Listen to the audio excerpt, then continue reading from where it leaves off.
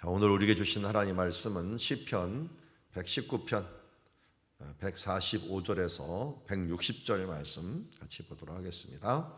시편 119편입니다. 성경은 진리다 라고 하는 제목을 가지고 시편 119편 145절부터 160절까지 한 절씩 교독하겠습니다. 여호와여, 내가 전심으로 부르짖어 싸우니 내게 응답하소서. 내가 주의 교훈들을 지키리이다. 내가 주께 부르짖어 싸우니 나를 구원하소서. 내가 주의 증거들을 지키리이다. 내가 날이 밝기 전에 부르짖으며 주의 말씀을 바라싸우니 주의 말씀을 조용히 읊조리려고 내가 새벽녘에 눈을 떴나이다. 주의 인자하심을 따라 내 소리를 들으소서. 여호와여, 주의 규례들을 따라 나를 살리소서. 악을 따르는 자들이 가까이 왔사오니 그들은 주의 법에서 머니이다. 여호와여, 주께서 가까이 계시오니 주의 모든 계명들은 진리니이다. 내가 전부터 주의 증거들을 알고 있었으므로 주께서 영원히 세우신 것인 줄을 알았나이다. 나의 고난을 보시고 나를 건지소서. 내가 주의 율법을 잊지 아니함이니이다. 주께서 나를 변호하시고 나를 구하사 주의 말씀대로 나를 살리소서. 구원이 악인들에게 멀어짐은 그들이 주의 율례들을 구하지 아니함이니이다. 여호와여, 주의 긍휼이 많으오니 주의 규례들에 따라 나를 살리소서. 나를 핍박하는 자들과 나의 대적들이 많으나 나는 주의 증거들에서 떠나지 아니하였나이다. 주의 말씀을 지키지 아니하는 거짓된 자들을 내가 보고 슬퍼하였나이다. 내가 주의 법도들을 사랑함을 보옵소서. 여호와여, 주의 인자하심을 따라 나를 살리소서. 주의 말씀의 강령은 진리이오니 주의 의로운 모든 규례들은 영원하리이다. 아멘. 자, 오늘 말씀은 성경은 진리다.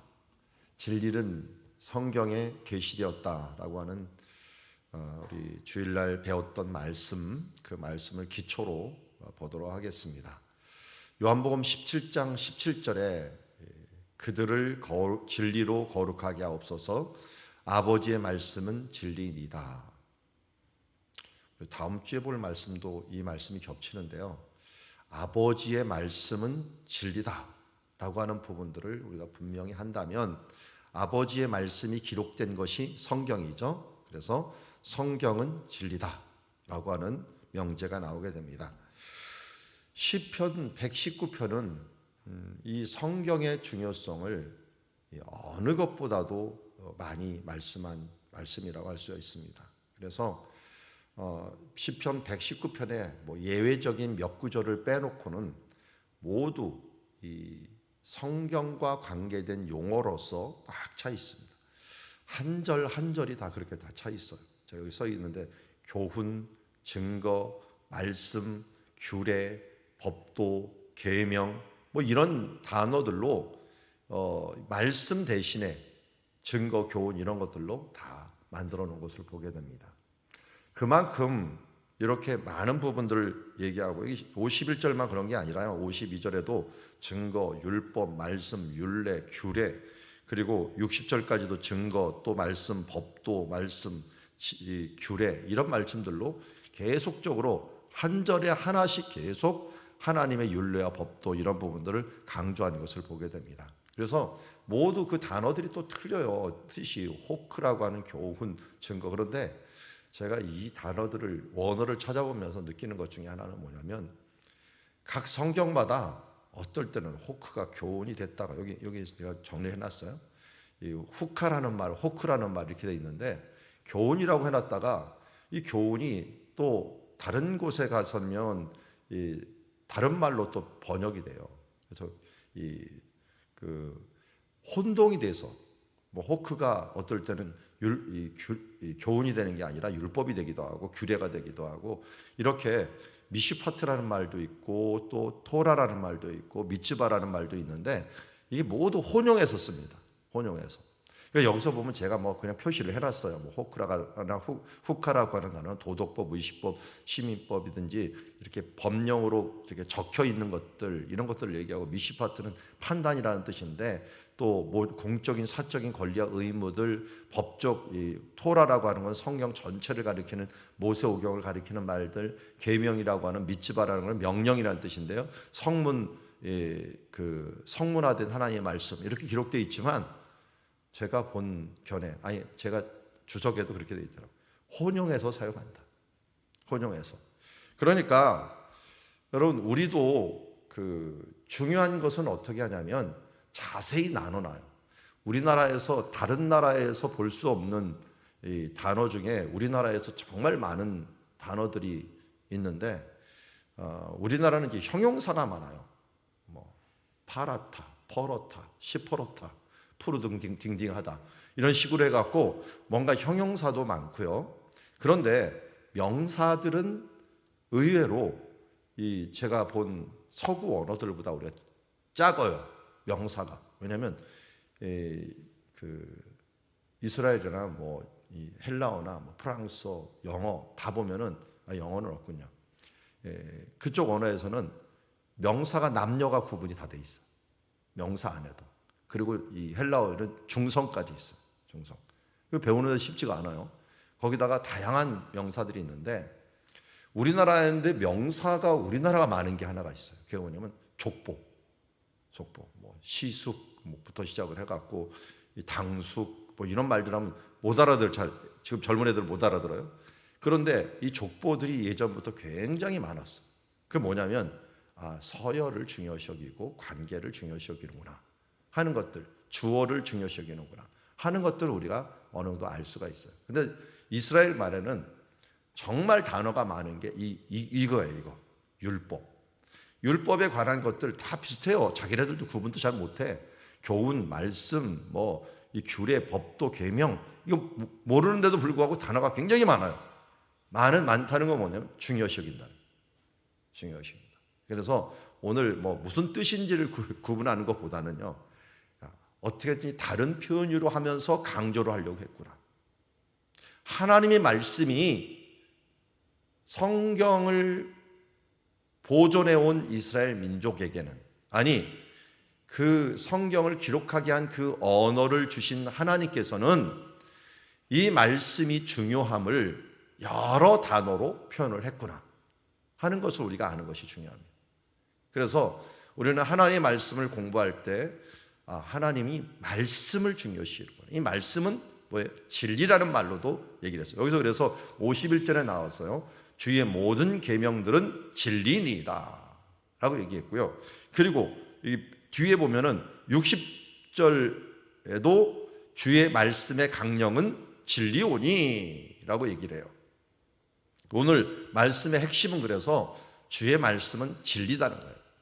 진리다는 것은, 진리라는 단어가 에멧이라고 하는 단어를 쓰는데요.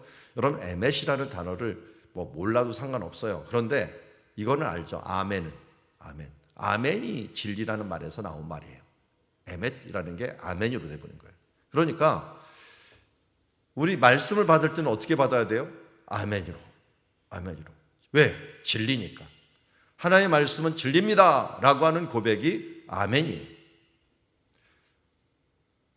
여기 시편 145편을 그냥 봅시다. 내게 응답하옵소서, 내가 주의 교훈들을 지키리이다. 이 시편 기자가 이렇게 얘기해요. 내가 주의 교훈들을 지키리이다. 그러면 우리는 어떻게 받아야 돼요? 아멘.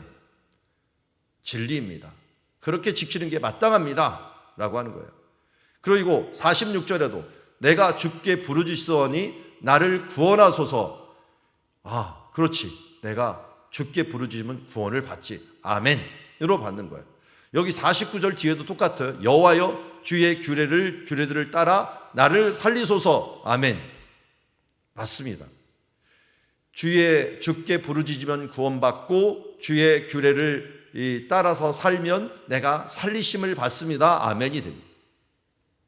그래서 오늘 이 율법이 어떤 역할을 하는가 하는 거에서 사실 제일 많이 오늘 말씀이 119편은 계속 이 말씀을 지키겠습니다. 지켰더니 지킴으로 지켜야 하는 이유, 지켰으니, 이런 말들로 아주 가득 차 있어요.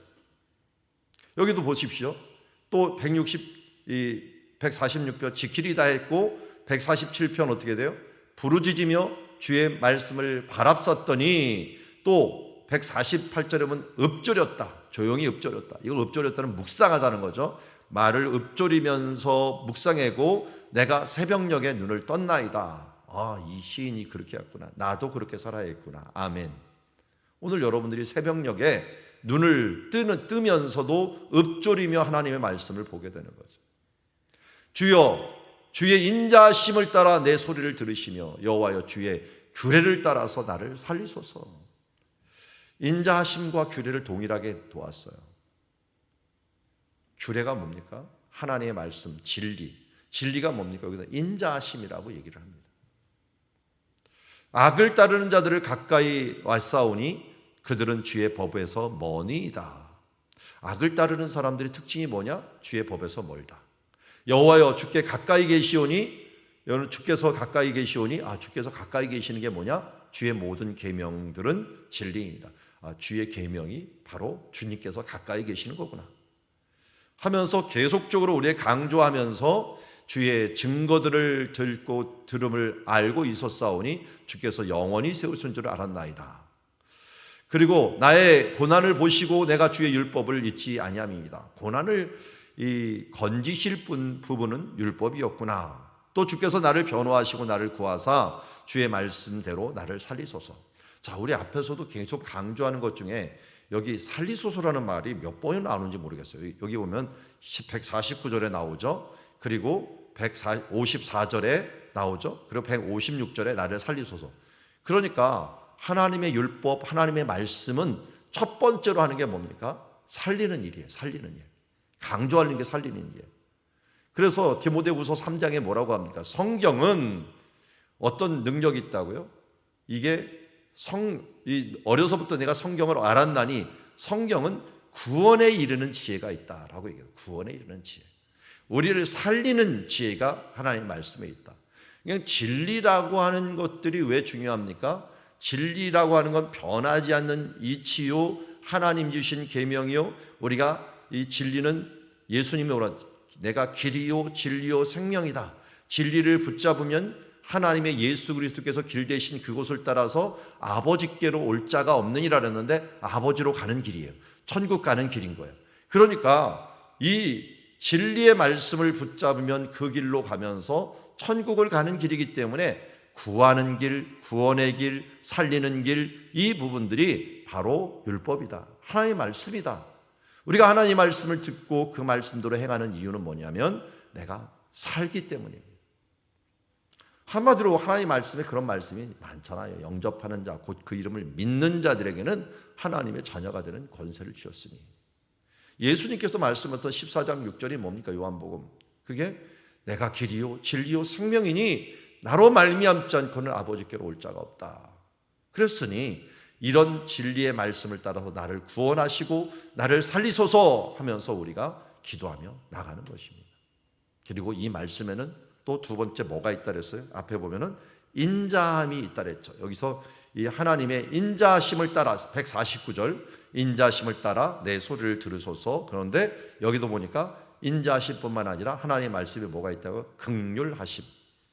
156절에 여호와여 주의 긍휼하심이 많으오니 주의 규례를 따라 나를 살리소서.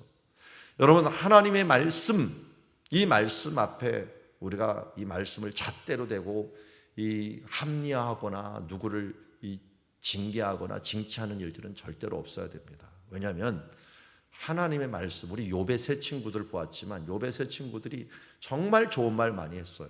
그렇지만 그 말들 중에 빠진 게 뭐였냐면 인자하심이에요. 긍휼이에요. 불쌍히 여김이에요.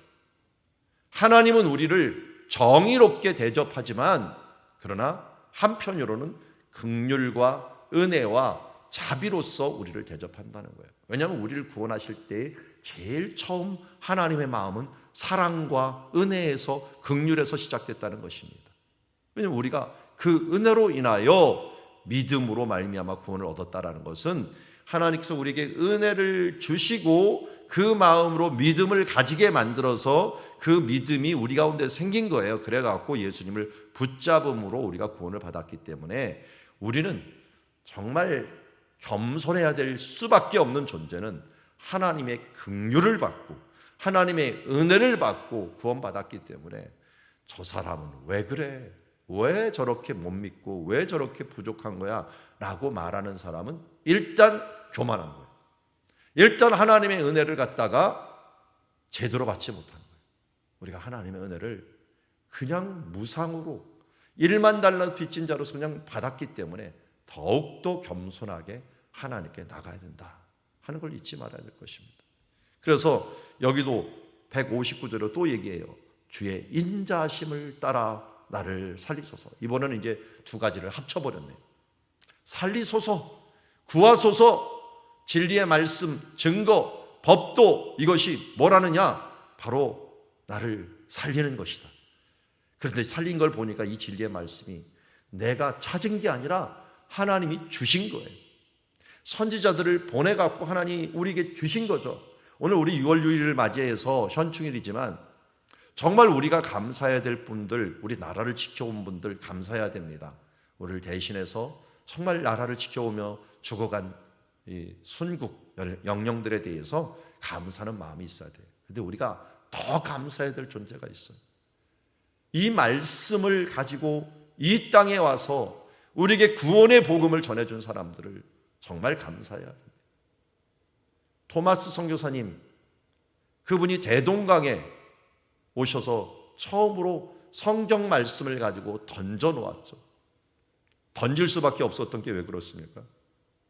제너럴 셔먼이라고 하는 미국 상선을 타고서 전도하러 왔는데 이 사람들이 받아주지 않고 불을 내갖고 그 배를 갖다가 다 침몰시키는 바람에 그가 거기서 끌려 나와갖고 성경은 전해줘야 되는데 아니 자기 아내까지 잃어버리고 이제는 그 슬픔을 하나님의 말씀을 전하겠다고 승하를 시켜갖고 중국에서 배를 타고 여기까지 왔는데 거기에서 이제는 사람들에 모여서 참수형을 당하게 된 거예요.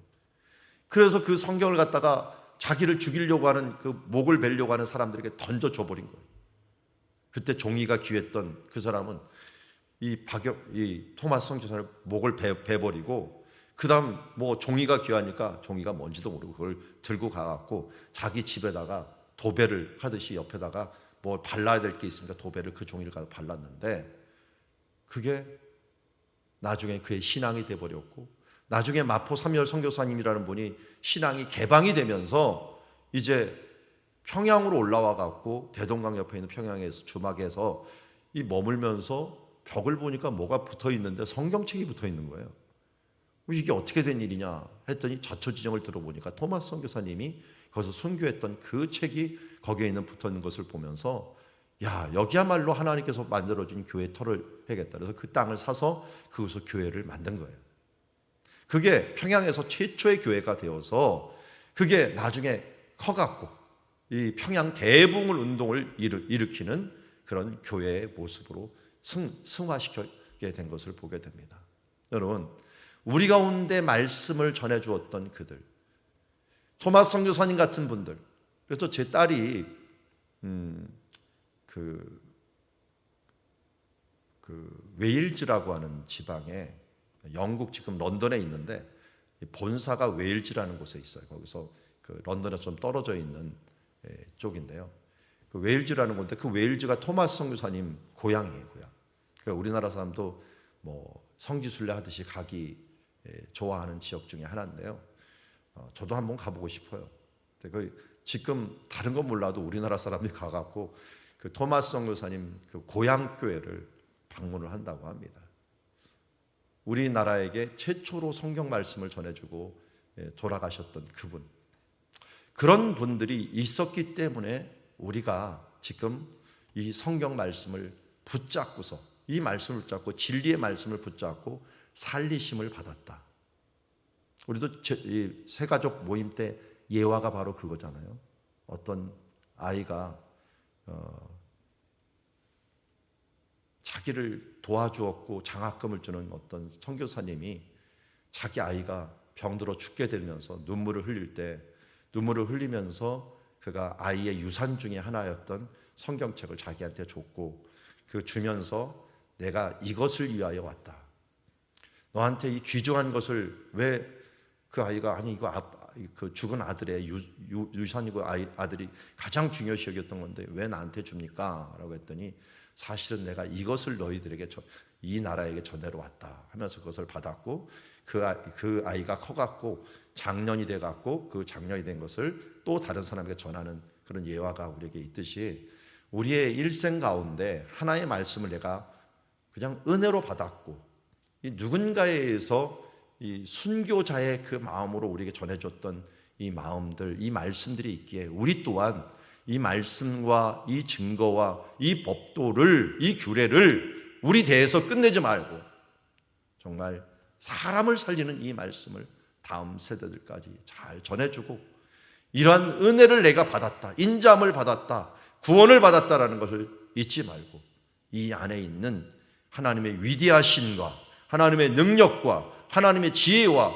하나님의 무궁하심을 전하는 정말 디도서 1장 2절에 보면 영생의 소망을 위함이라 이 생명은 거짓이 없으신 하나님이 라고 했는데요, 영원 전부터 약속하신 것이다.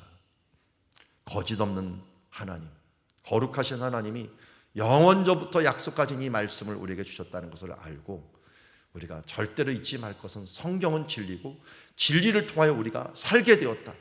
진리로 나를 살아간다. 그러므로 이제는 그 진리를 가지고 어떻게 해야 됩니까? 그 진리가 하나님의 긍휼과 하나님의 인자함으로 우리에게 주어졌다는 사실들을 알고 그 진리를 붙잡고 말씀을 묵상하고 지킴으로 온전한 데 나아가는 주의 자녀가 되기를 원합니다. 여러분, 사도 바울이 마지막으로 쓴 글이 디모데 전서와 후서입니다. 디모데 후서 3장에서 강조했던 것이 바로 이 말씀입니다. 이 말씀이 하나님 말씀, 이 성경은 바로 구원에 이르는 지혜가 있게 하고 교훈과 책망과 바르게 함과 의로 교육하여서 사람이 선한 일을 행하기에 온전케 하는 말씀이다. 이 진리의 말씀을 너는 어려서부터 받은 이 말씀을 굳게 지키라 라고 말했던 이 말씀을 우리 또한 이 6월 6일 순교자의 날이요 또 순국선영의 날을 맞이해서 이를 위하여 죽어가고 우리에게 전해주었던 사람들의 마음들을 다시 되새기면서 하나님, 나를 살리는 진리의 말씀을 내 마음에 받습니다. 주의 긍휼과 인자함으로 우리에게 전해주신 은혜로 우리에게 주신 말씀을 내가 받습니다. 그리고 이 말씀을 묵상하고 지킴으로 선한 일을 행하기에 온전한 자로서 서 나가는 주의 자녀 되게 하여 주시옵소서 하는 마음으로 시편 119편 기자가 그렇게 강조하고 사도 바울이 마지막까지 강조했던 이 진리의 말씀을 우리가 붙잡고 살아나가는 주의 자녀들이 되기를 주의 이름으로 축원합니다. 기도하겠습니다. 하나님, 주의 말씀은 진리입니다. 이 진리의 말씀이 나를 살리고 너를 살리고 우리를 살립니다. 이 진리의 말씀이 주님, 우리가 찾을 수가 없으니 이 비밀의 말씀을 누군가가 전해줬고 또 하나님의 은혜로 하나님의 긍휼로 하나님의 인자하심으로 우리에게 전해준 바 되었습니다. 주님, 이 진리의 빚진 자라는 것을 알고 나도 이 말씀을 묵상하고 잘 지켜 또 다른 사람에게 전달하고 진리의 말씀대로 살아내는 주의 자녀들이 되게 하여 주시옵소서. 우리 주 예수 그리스도께서 진리의 말씀을 살아내셨기에 오늘도 우리의 힘으로는 할 수 없기에 또 주의 예수를 바라보고 어떻게 살아내야 되는지를 예수 십자가를 통하여 배우게 하여 주시옵시고 주님, 예수의 영인 성령님에 따라서 그리스도의 영에 따라서 인도하심을 받아 주 예수와 함께 주어진 말씀, 진리의 말씀을 지켜내는 오늘 하루가 되게 하옵소서. 예수님의 이름으로 기도드리옵나이다.